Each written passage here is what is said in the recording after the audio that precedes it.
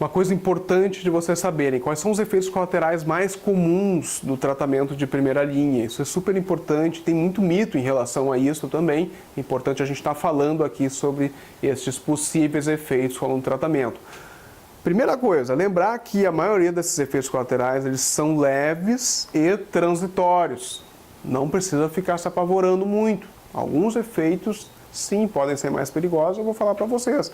Mas uma boa avaliação prévia ao uso da medicação vai prever bastante quais são os efeitos adversos que a criança vai apresentar. Então, o que a gente mais vai encontrar vai ser a diminuição do apetite dessas crianças. Por ser um fármaco estimulante, a gente vai ter durante o efeito da medicação uma redução do apetite. Às vezes as crianças não comem nada durante o efeito da medicação, mas boa parte delas vai descontar, vai comer mais quando acaba o efeito da medicação e acabam não tendo alteração de peso. Por isso que também não dá para só medicar e ficar vendo de tanto em tanto tempo a criança só renovando a receita. Não pode, a gente tem que estar acompanhando o peso e o crescimento dessas crianças, a altura. Por que acontece? Às vezes quando a criança faz redução do apetite, redução do peso, ela para de crescer. Isso não é legal. Isso faz com que a criança tenha uma altura final reduzida. Então a gente tem que estar atento, por isso que o tratamento tem que ser contínuo, não dá para só tomar medicação e seguir, não, tem que estar cuidando em relação a isso aí. Outros efeitos comuns da medicação são efeitos que parecem ser mais da linha ansiosa, por exemplo, mais dor de barriga, a questão de dor de cabeça, isso pode acontecer também, um pouquinho mais de náusea, nervosismo, vômito, isso são sintomas comuns que a gente vai ter, principalmente nesse tratamento, e na minha prática clínica a gente vai ter esses sintomas principalmente em crianças mais ansiosas, a gente vai ter também isso aí. O fármaco, por ser estimulante, às vezes vai causar um pouco de insônia, mas é só a gente estar cuidando a questão do tempo de ação e o horário que a gente vai dar a medicação. Não vai dar a medicação lá às 10 da noite para a criança, que daqui a pouco a criança vai ter insônia, vai dar antes, vai dar cedo e ao final do dia a gente vai ter uma regularização do sono. Uma coisa importante, 1/3 das crianças com TDAH tem insônia, tem problemas de sono. 1/3 das crianças vão ter um sono mais agitado, ranger de dente, vão ter, bota para dormir de uma forma, acorda de outra forma.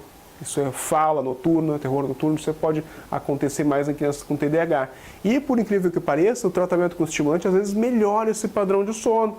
A gente tem, ao final do efeito da medicação, às vezes tem umas crianças que ficam um pouco mais com soninho, cansadinhas, isso regulariza o sono noturno, melhora a qualidade do sono noturno, isso pode acontecer frequentemente. Algumas crianças, principalmente dose dependente, o humor pode mudar, pode ficar mais irritado, pode ficar com sintomas depressivos. Então a gente tem que estar atento, principalmente com comorbidades, a gente vai ver, principalmente crianças com transtorno bipolar, a gente tem que cuidar, transtorno do espectro autista, frequentemente, às vezes dependendo da dose, eles fazem alterações de humor muito graves, tem que estar atento. Outro sintoma que a gente vai ver também, às vezes a apatia. A criança, quando está muito medicada, em dose de excesso, ela fica apática. Não é o que a gente quer com o tratamento. Não é uma criança apática que não brinca mais. A gente quer uma criança que tem um controle dos sintomas, só isso, e siga a vida dela normalzinha. O máximo possível dentro de um padrão que consiga aprender, brincar, tudo isso aí. Então não quer a criança apática. Quando a criança está apática, é excesso de tratamento. Não é que todo o tratamento a criança tem que estar apática. Não, é errado. A criança está apática, está ruim o tratamento. Nervosismo, então eu já falei, que é o sintoma mais comum junto da linha ansiosa. Então a gente vai ter mais isso. E aí, sintomas menos comuns que a gente vai ter, a gente acaba vendo na prática clínica, depende muito da questão genética, história familiar, então são sintomas psicóticos induzidos, a criança vê coisas, enxerga coisas, faz delírios, ideias que não existem, pode fazer, transtorno psicótico induzido pelo estimulante.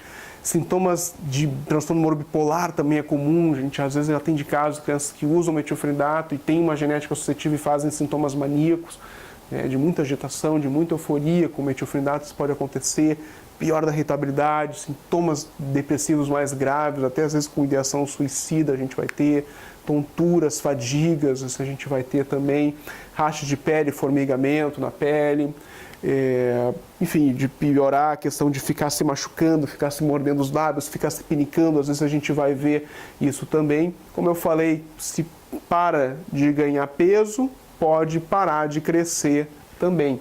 Piora dos tiques a gente pode ver em alguns casos também, não é certeza, assim, que se você tem tique, você vai ter pior dos tiques com metilfenidato. Às vezes não tem alteração, mas algumas crianças pioram os tiques com isso.